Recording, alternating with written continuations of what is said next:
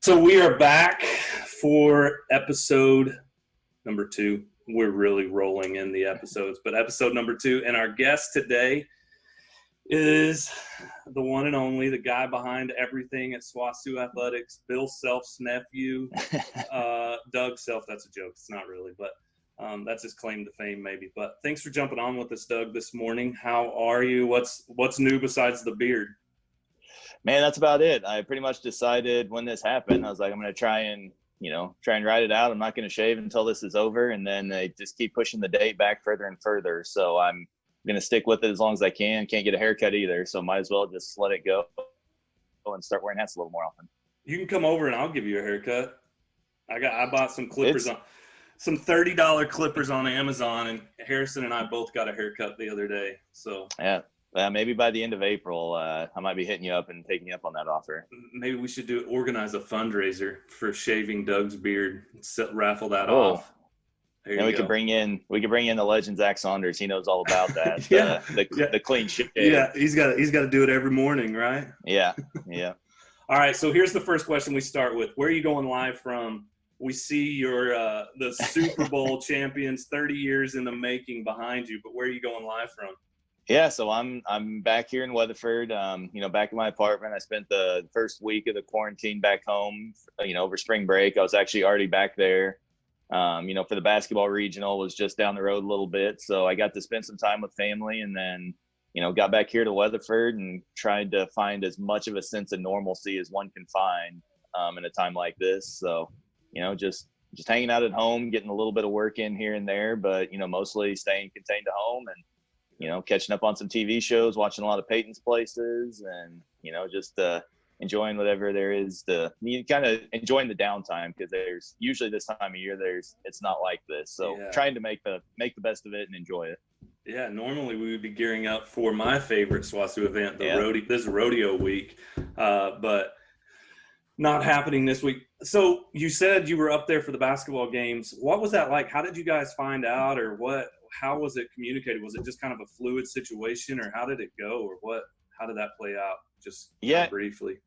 It really was. And I was away from the team at the time because I was back home to attend a funeral of my grandmother. And, while that was going on, my phone's just blowing up nonstop. And, I checked it one time and it just said Big 12 cancels tournament, SEC cancels tournament, ACC cancels tournament. And, once, we got through all of that, I was supposed to drive to Kansas City to meet the team and take Coach Music to the administrative meeting that night. And, the whole time you're just like, I'm one email or one text message, or, you just kind of had that fear that decision might be close. And I got it about halfway, as I was looping around Lawrence on K10, and I just continued on to Kansas City because I know the team had found out. Because I wanted to be there when they got to the hotel, just so they knew that they had the support. And if there's really nothing you can do in that moment except put your arm around them and say, I'm sorry, there's really nothing we could do in this instant, but just be there for them the best you can, because that was definitely a tough situation to navigate. Yeah, I can't imagine. I just wondered what it was like and how you guys, because it was Wednesday, I think, when the Thunder game happened, and then it just rolled on. Last night should have been championship Monday, where maybe your Jayhawks are playing for a championship again. You're gonna say that, but you can claim it, I guess. I definitely like to think that. I know there's been a lot of people who predicted it out, and I think they definitely had as good of a chance as any this year. I don't know if we get that lucky in one year to have the Chiefs win the Super Bowl and KU win a national championship, but I would sure like to have found out. But you're gonna say it happened anyways.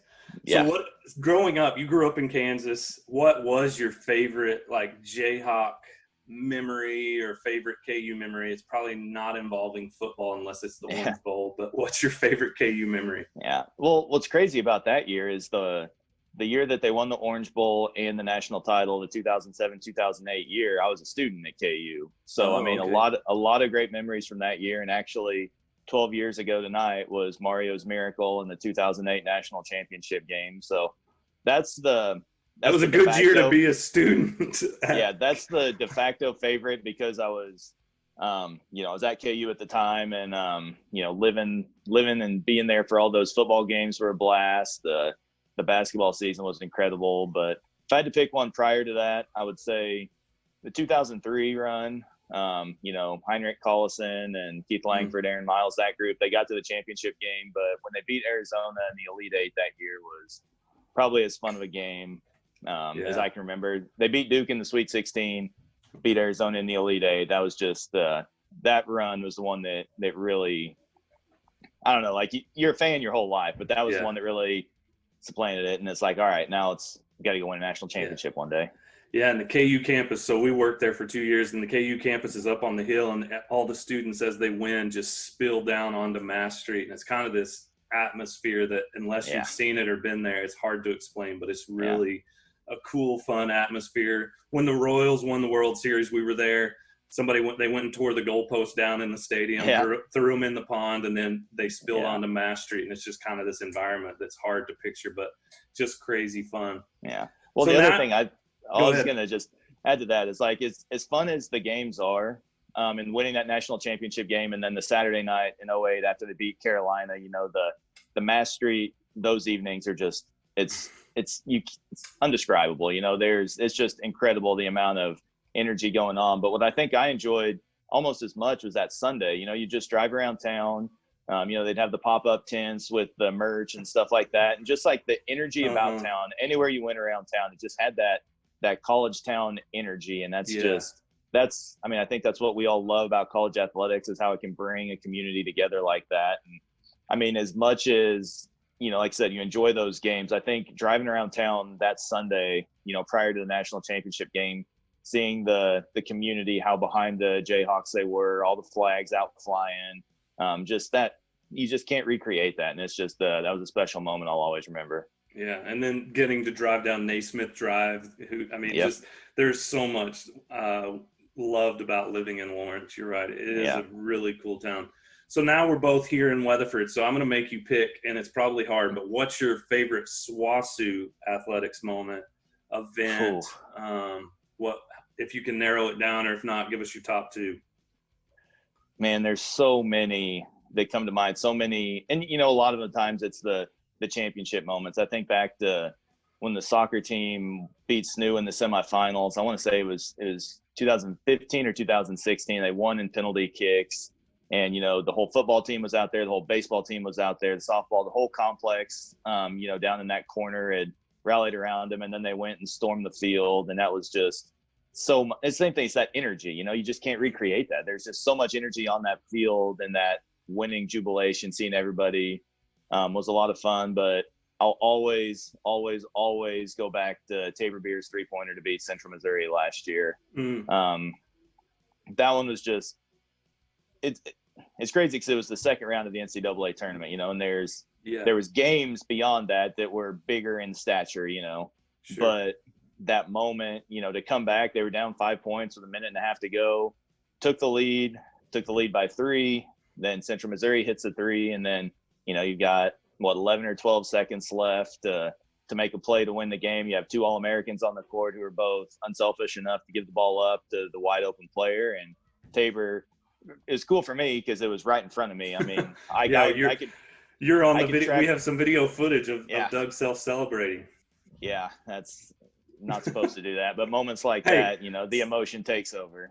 And I had the pleasure of hearing it called by Steven, which was, just one of the all-time great calls of ice in her veins or something to that extent, I think is what he said. But it was just great. So, because I'm listening on the radio when it happens. Yeah, and I love listening to his call because he just immediately says the Bulldogs are going to Monday night. And that's, because that was all that whole season. Everyone hoped that season would come down to a Monday night against Fort Hays. We hoped it would be at the event center. It ended up at Gross Memorial, it was a great atmosphere, great venue, but winning to get to that game, in that manner, in a last second fashion. It was funny. We were talking about it the other day. Like, you see the picture of that. Because I posted it not too long ago, just because it's such a good photo. And then you look at the reactions of every single person in the fan, in the crowd, and every person has a similar reaction, but a different reaction. It's just, how is their jaw dropped, their hands are up in the air, they're crying, and that was the largest Division II game attendance that year, wasn't it? Last year, or right up there in the top. The Fort Hays game was, yeah. Yeah, The the Central Fort Hays Missouri game, sitting, yeah. The Central game had, I mean, it had a good crowd too, because the Fort Hays people, I think, were all filing in early, trying to see like, what's this team that we've been back and forth with all year. Let's see what they're all about. And so they had a lot of fans in the stands, and Central Missouri brought a good crowd. We had our stands packed, and just right as that shot goes in, see everybody's hands in the air. Like I can look back, I can see my dad up there. I can see, just all of our fans, all our, the cheerleaders, the bench, the bus driver. He was one of the ones who was sitting like right behind me, and he's going nuts. It's just, it's cool to see all the reactions and how everybody, remembers that shot. Yeah. Do you have it framed yet? I haven't added that one to the office yet. I probably need to. Actually, I haven't updated my photos in a couple of years, so that's maybe that'll be my Christmas in July present to you. Put it next to Mario Chalmers at your house and your Super Bowl champs. Yeah. So, how did you end up thinking of SWOSU? How did you end up here from Kansas? How did you end up here? What brought you here? Just the job, basically, or? Yeah, it was mainly the job. So I went to school at Fort Hays State, actually, and we'll forgive you. Yeah, it is what it is. My last year there, I was on a road trip with our softball team, and I was actually supposed to come to Weatherford on the second day of played a Panhandle on one day, and we were coming to Weatherford the next day, but our bus driver got sick, and so the athletic director had to come down and drive the team on to Weatherford while I got to drive the bus driver, back up to Hayes. So originally, I thought maybe I'd had a chance to be here before, and I've kind of kept tabs on all the different schools and thought of places might be, a place to check out when if a job ever became available. But so once I graduated, I took an internship with the Valero Alamo Bowl and went to San Antonio for 6 months. And during that time, it's exciting, but at the same time, when you take a 6-month internship, at the end of it, you got to find a job again. So you're right back on the job hunt. And I want to say the SWOSU job became available about September or October. So, I started looking into it, asking different people what they thought of it, since, I didn't get the firsthand chance to check it out like I had hoped to. But then, around, I think it was the week before Thanksgiving, Coach Thurman invited me up for an interview.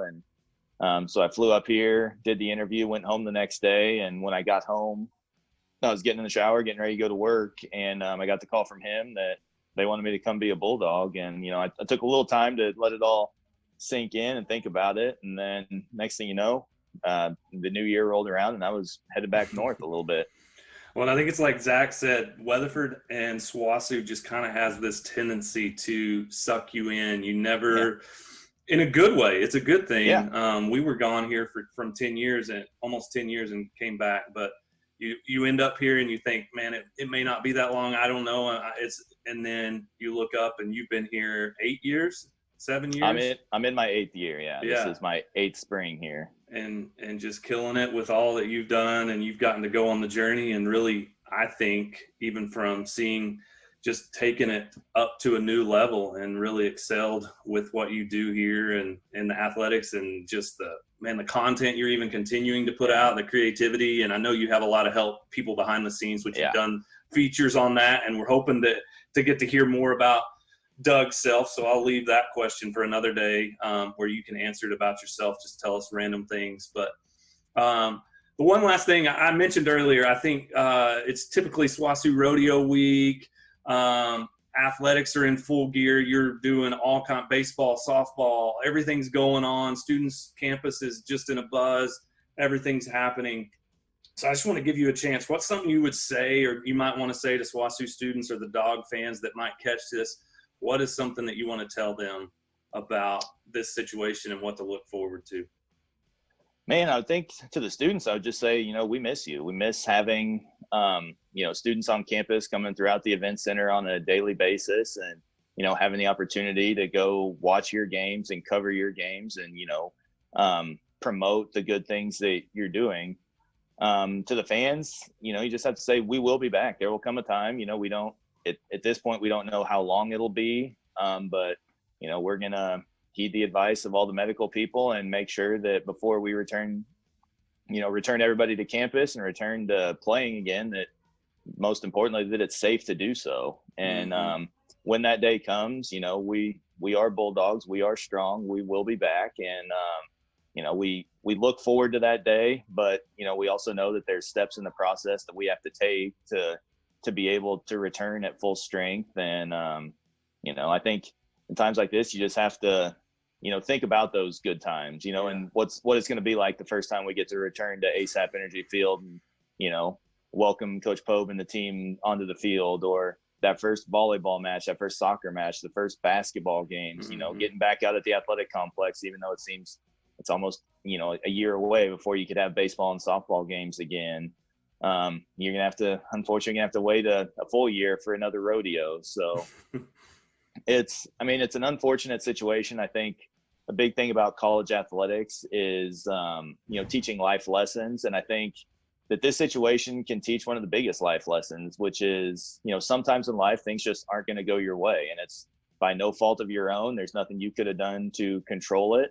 But you're going to be not judged, but you're going to be remembered by how you react to it and how you respond. And so, I'd say to our student athletes, make sure you're taking care of business with your homework, make sure you're doing the right things, stay eligible, and, stay ready for when that moment comes, and keep training, doing as much as you can at home, because, the moment's going to come when we get back to business, and, we got to be ready to do our best. Yeah. Yeah. Just you saying that, I can't wait. It gets me excited just for August and for everything to kick back off and for us to be back together. I know myself, I'm missing students. So just, this is an opportunity just to some way, in a weird way, connect with them. And so, man, thanks for jumping on. Before we jump off, I want to end with a couple of would you rather questions. Okay. So he doesn't know what I'm going to ask, so this is totally random. So first one, LeBron or Jordan? Jordan. Okay, good. We can still be friends. Yeah. This isn't really a would you rather question, but it's a current events. Who's your character on Tiger King? Who do you relate to the most? Who do I relate to the most? Yeah, or who's your favorite character, whatever. Oh, man. I would say, as far as relating to the most, I would say the campaign manager.